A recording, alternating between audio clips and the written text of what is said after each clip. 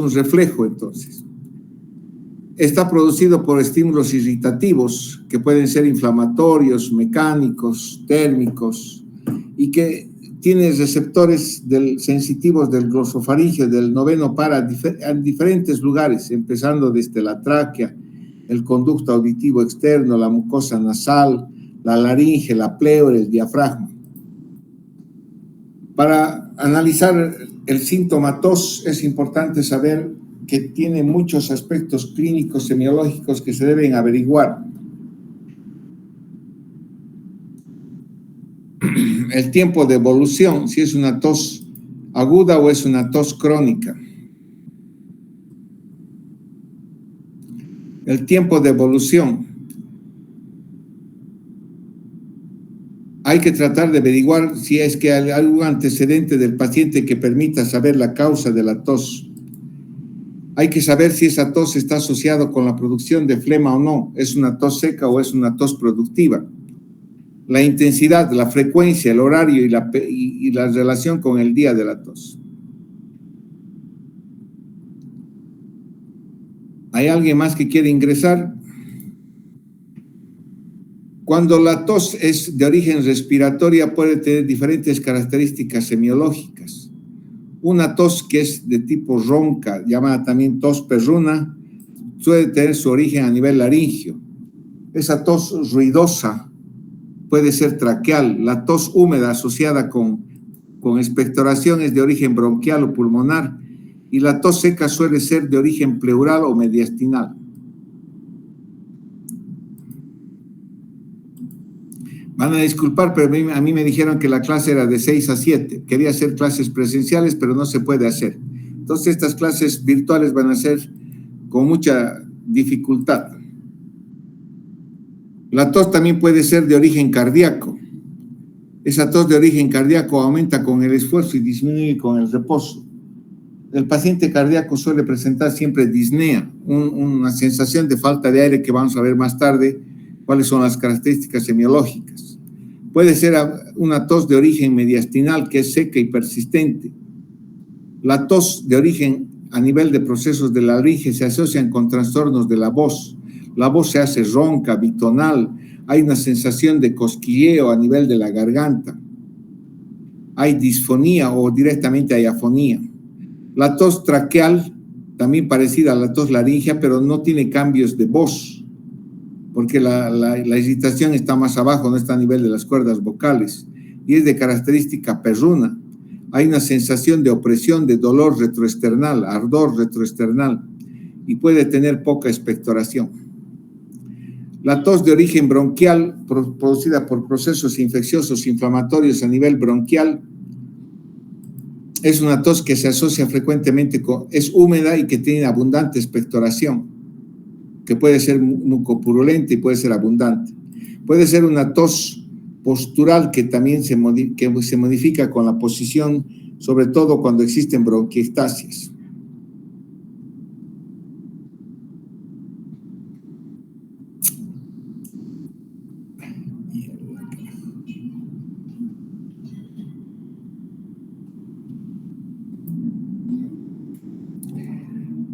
La tos de origen a nivel pulmonar también es una tos parecida a la bronquial, húmeda, con expectoración abundante, fétida, amarilla, verdosa. Se presenta en la tuberculosis, en la neumonía, en las bronquiectasias.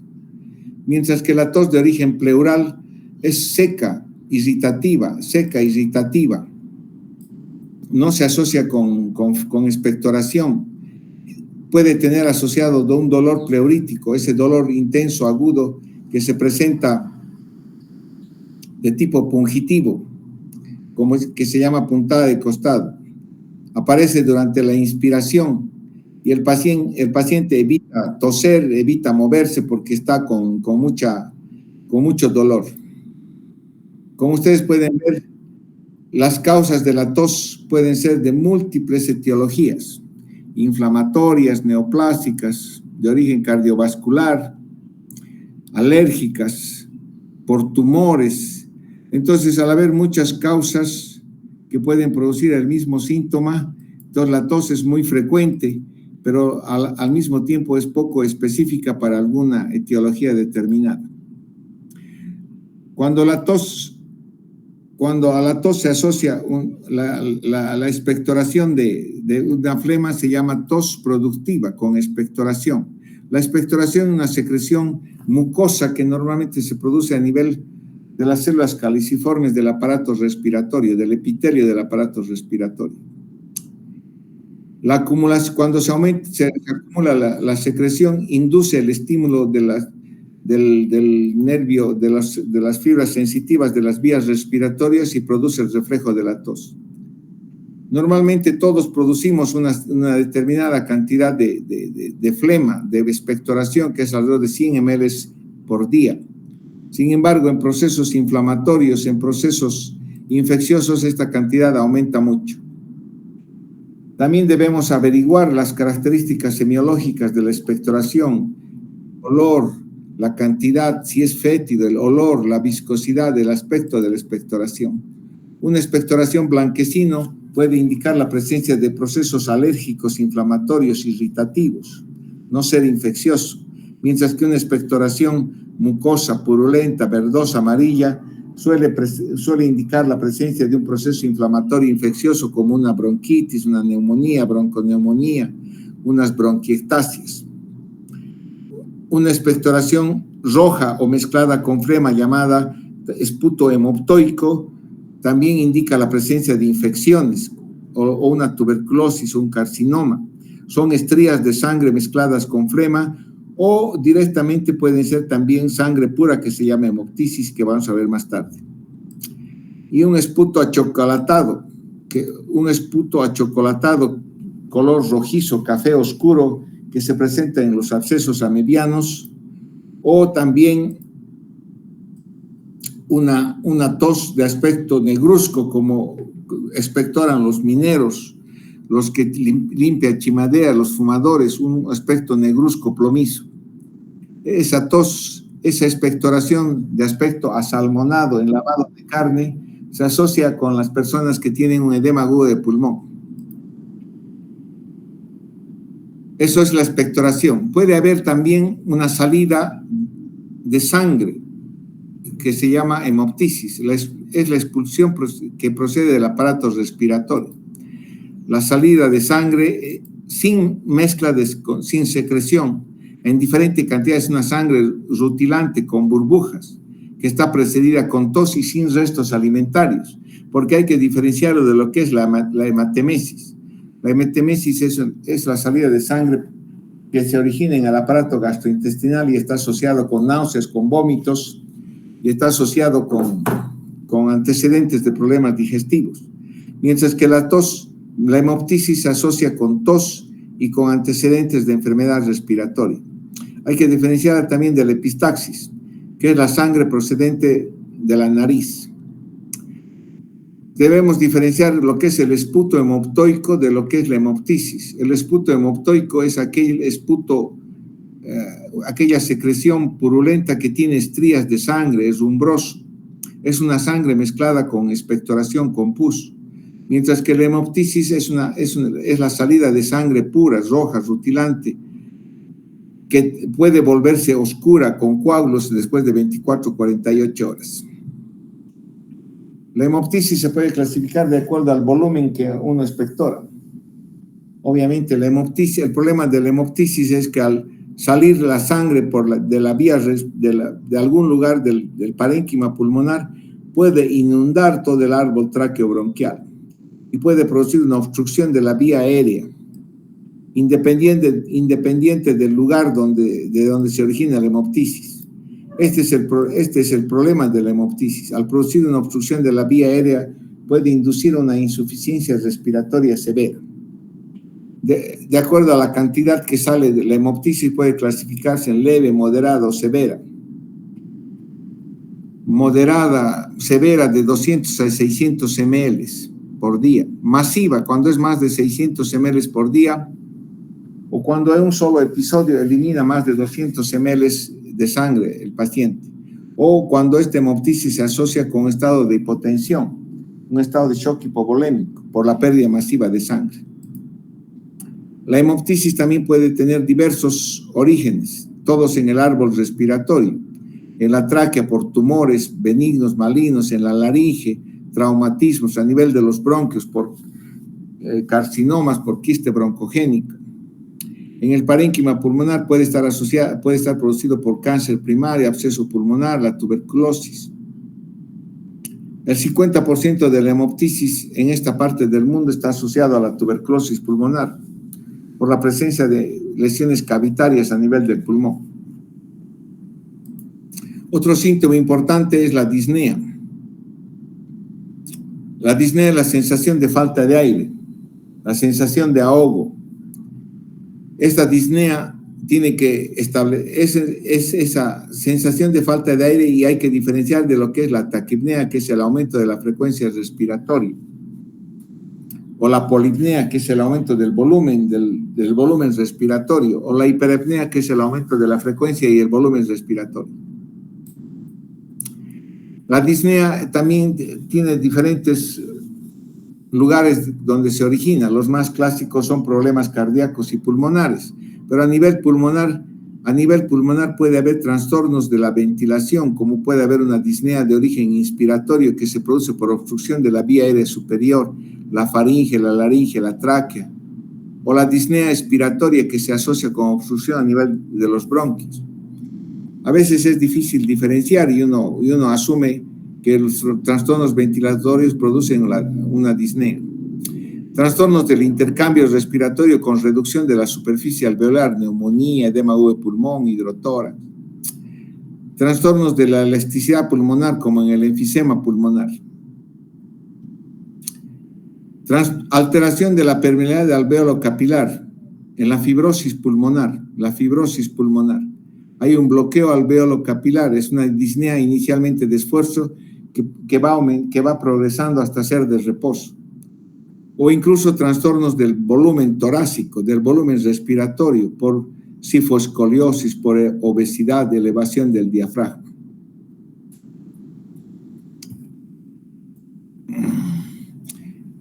En la disnea nosotros tenemos que diferenciar. Tenemos que diferenciar sobre todo la disnea de reposo y de esfuerzo.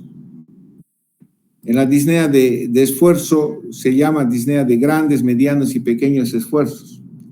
De grandes esfuerzos se produce cuando el paciente refiere a una sensación de falta de aire al caminar 2 cuadras en superficie plana o al subir escaleras en un piso.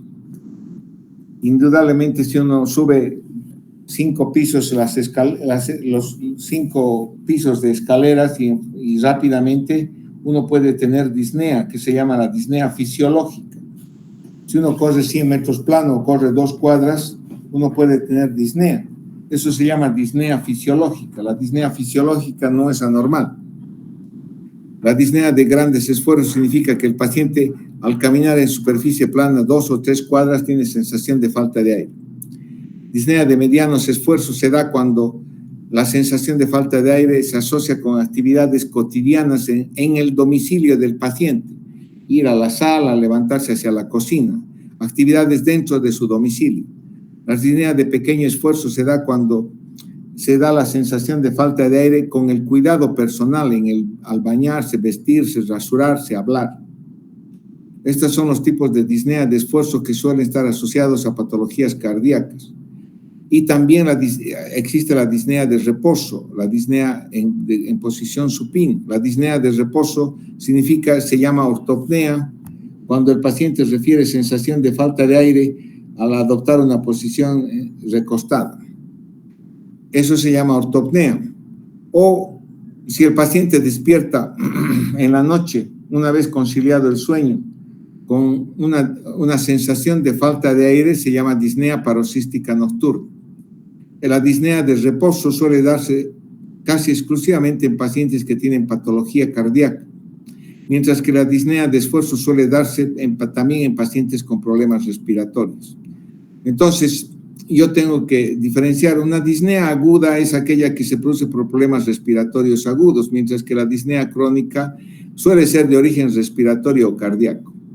También puede estar la anemia puede producir una disnea. La disnea cardíaca hay que diferenciar básicamente estas dos formas de disnea, la disnea cardíaca y la disnea respiratoria, para orientar la anamnesis y orientar el diagnóstico.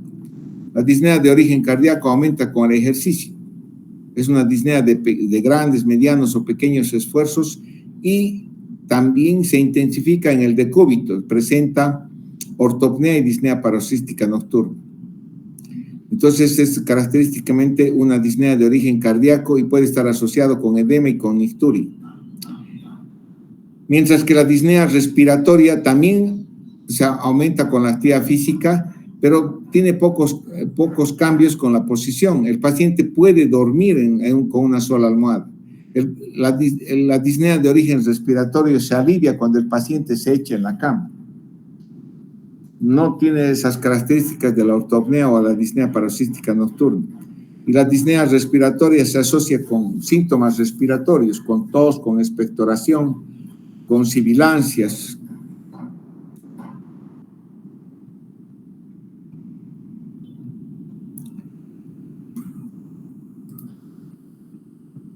Otros síntomas respiratorios es el dolor torácico. El dolor torácico que hay que averiguar, en todo tipo de dolor hay que averiguar la localización, el tipo de dolor, la irradiación, los factores desencadenantes y los factores que alivian el dolor. Hay que averiguar si el dolor torácico se asocia con movimientos corporales o con la respiración, hacia dónde se irradia. El dolor torácico de origen respiratorio suele estar producido por una afección de la pleura o una inflamación traqueal. El parénquima pulmonar no tiene receptores sensitivos del dolor, o sea, no duele. Lo que duele es la pleura visceral o parietal cuando se produce la inflamación.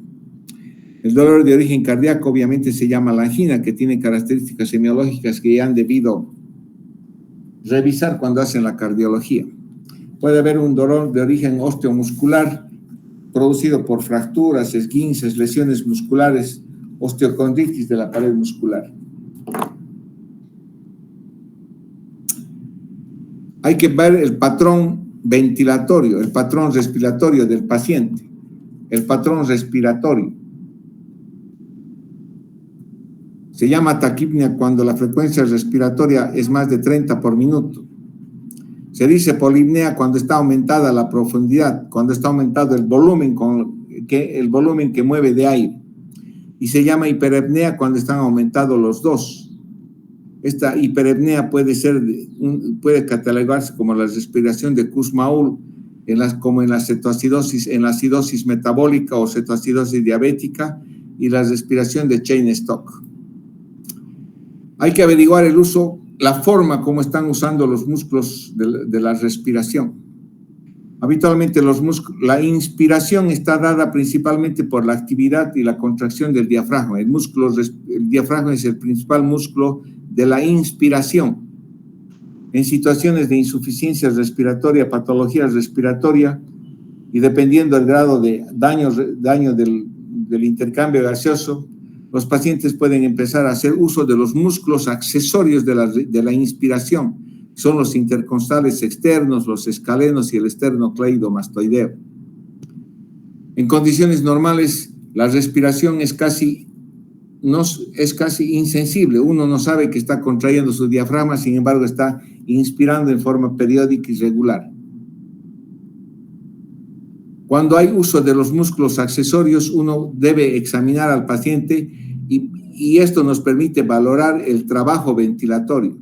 Si nosotros estamos usando los músculos accesorios, quiere decir que el trabajo ventilatorio ha aumentado y ese paciente está haciendo mayor esfuerzo y puede terminar en insuficiencia respiratoria. Debo averiguar si hay aleteo nasal, si hay tiraje supraesternal, supraclavicular, retracción intercostal, si el paciente se apoya sobre una superficie dura para tener una superficie rígida que le permita respirar. La presencia de estos signos de aumento del trabajo ventilatorio son signos de insuficiencia respiratoria severa. Y más todavía, cuando nosotros tenemos una respiración paradojal, o sea, hay una incoordinación tóraco-abdominal, eso significa que que el diafragma tiene fatiga muscular. Y esto es un signo ominoso, es un signo que indica una insuficiencia respiratoria severa. En condiciones normales, la inspiración, el diafragma se aplana hacia el abdomen. Cuando se contrae, se aplana hacia el abdomen y produce un movimiento de la pared abdominal hacia afuera. Mientras que cuando existe fatiga muscular, el diafragma deja de contraerse, ya se cansa. Entonces actúa como un elemento que no ejerce contracción. Entonces, en inspiración durante la fatiga diafragmática, hay un aumento del diámetro de la caja torácica y la pared abdominal se mueve hacia adentro. Es como si estuviera jalando el abdomen hacia el tórax. Y eso se llama respiración paradojal. Es un signo ominoso de insuficiencia respiratoria. Hay que también averiguar, además de los músculos inspiratorios, el uso de los músculos expiratorios. En condiciones normales, la expiración es un movimiento pasivo, relacionado con las características elásticas del pulmón y de la caja torácica. Cuando ustedes estiran un elemento elástico, se elonga el elemento elástico. Cuando dejan de estirar ese elemento elástico, se relaja y vuelve a su posición normal. Entonces, eso sucede con el pulmón. En condiciones normales, el pulmón se aumenta de tamaño por la contracción del diafragma durante la inspiración, pero por sus características elásticas, una vez que deja de contraerse el diafragma, se produce la relajación de ese elástico llamado pulmón y da origen a la expiración, que es un movimiento pasivo. Mientras que cuando existe obstrucción bronquial, entonces uno debe forzar la salida del aire. Y ahí es cuando se hace uso de los músculos expiratorios forzados, que son los músculos de la pared abdominal. Cuando el individuo está contrayendo los músculos de la pared abdominal durante la expiración, significa que está teniendo un proceso de obstrucción bronquial, porque tiene que forzar la salida del aire.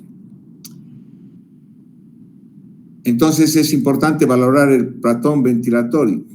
La cianosis es un signo semiológico muy tardío. Significa que ya el individuo está con una cantidad muy baja de oxígeno y la cantidad de hemoglobina reducida es más de 5 gramos. Indudablemente, cuando un paciente con una condición aguda está con cianosis, quiere decir que ya está a punto de hacer un paro cardíaco. La acropaquia. La acropaquia son cambios que se dan en el transcurso de años a nivel de la uña y la falange distal de los dedos. Hay un agrandamiento de la parte distal de los dedos. Pérdida del ángulo ungueal. Normalmente nosotros tenemos un ángulo entre en la raíz de las uñas. Las uñas adquieren una concavidad que se llama uñas en vidrio de reloj y se produce una hipertrofia de la falange distal, que se llaman dedos en palillo de tambor. La combinación de estos dos elementos se llama hipocratismo digital. Al hacer cambios crónicos, estos están asociados a una enfermedad pulmonar crónica. Aquí podemos ver que en condiciones normales hay un ángulo que se produce entre la parte final de la piel y el origen de la uña, mientras que en la acropaquia este ángulo se pierde y las uñas adquieren una concavidad superior en forma de vidrio de reloj. Tenemos también los signos de insuficiencia cardíaca derecha en pacientes que tienen cor pulmonar crónico. El cor pulmonar crónico se produce cuando existen enfermedades pulmonares crónicas, fibrosis, bronquiectasias, secuelas de tuberculosis cicatrizales, neumoconiosis. Estos problemas pulmonares crónicos vamos a ver en algún otro momento, van a dar origen a cambios en las arterias pulmonares, en las arteriolas pulmonares, a remodelación de las arteriolas pulmonares, a obstrucción de las arteriolas pulmonares como en el TEP crónico, y eso va a dar origen a una hipertensión arterial pulmonar. Hipertensión arterial pulmonar. Y obviamente esta hipertensión arterial pulmonar va a afectar la función del ventrículo derecho. El ventrículo derecho en condiciones normales es un ventrículo que se contrae contra bajos niveles de presión en la arteria pulmonar. En condiciones normales la presión de la arteria pulmonar es alrededor de 25 a 30 la presión sistólica. Entonces el ventrículo derecho se contrae generando ese nivel de presión. Pero cuando esa presión de la arteria pulmonar es más de 40 milímetros de mercurio, significa que hay una hipertensión arterial pulmonar. Y el ventrículo derecho tiene que empezar a esforzarse, a contraerse con mayor fuerza para vencer ese nivel de presión. Y eso va a dar origen a lo que se llama cor pulmonar, un crecimiento, una hipertrofia del ventrículo derecho. Y cuando esta situación ya se descompensa, puede dar origen a lo que es una insuficiencia cardíaca derecha. Entonces sería un cor pulmonar descompensado con insuficiencia cardíaca derecha que se caracteriza por la presencia de ingurgitación yugular, hepatomegalia, reflujo hepatoyugular, edema periférico.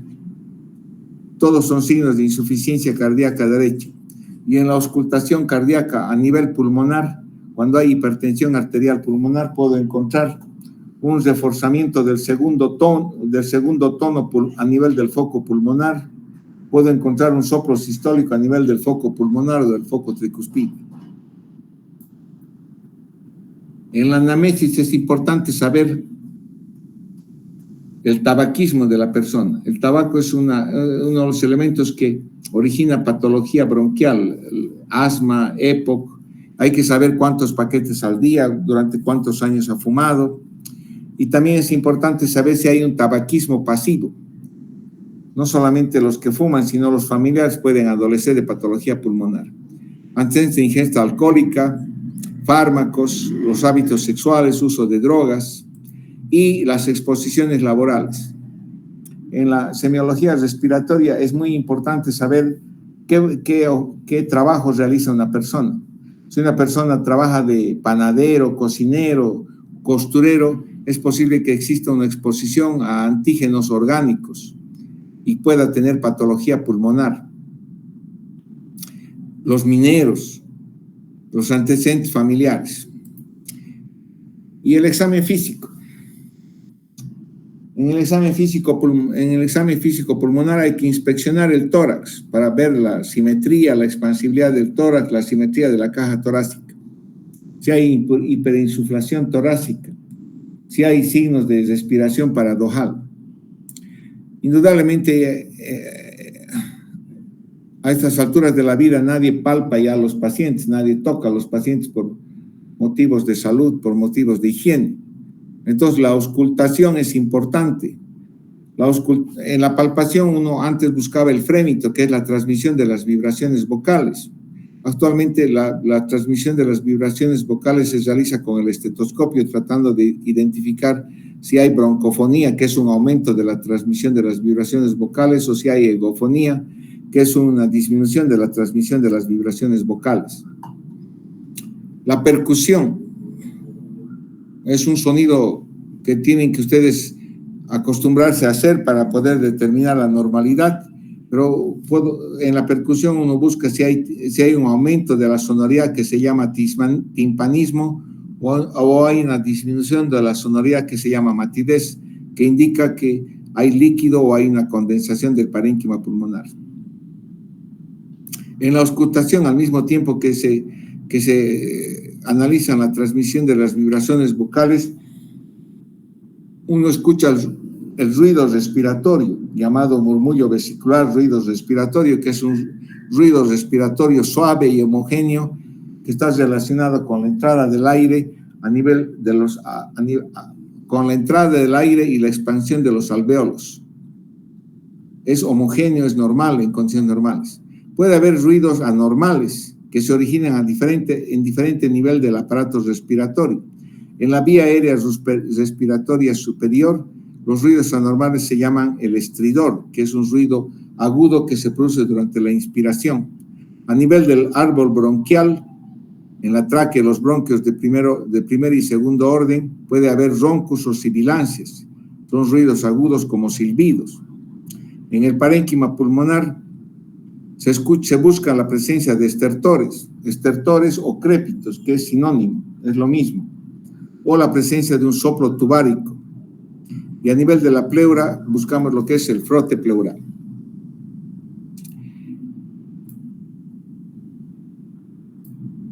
Ya, van a disculpar, pero he tratado de dar clases presenciales, pero no se puede en la universidad. Y estas clases virtuales son las peores que pueden existir.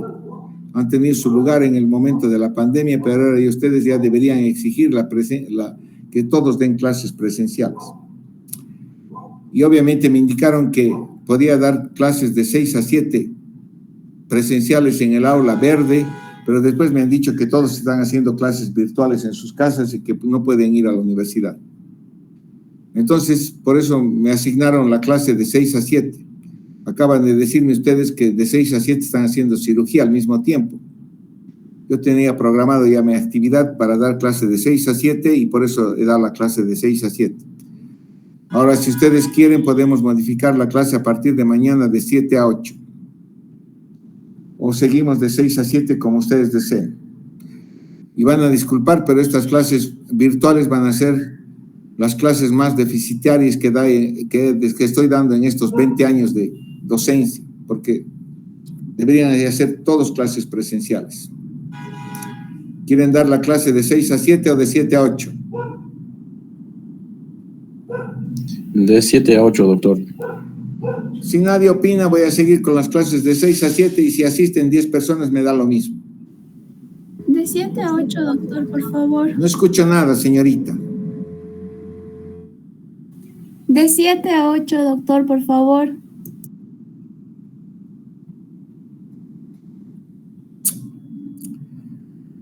Voy a aumentar mi volumen, señorita. ¿Ahora me escucha? ¿De qué hora a qué hora quieren las clases? Doctor, ¿me escucha? Sí, ahora le escucho. Doctor, de 7 a 8, por favor. Bueno, está bien. Las clases a partir de mañana van a ser de 7 a 8. Hasta luego. Gracias, doctor.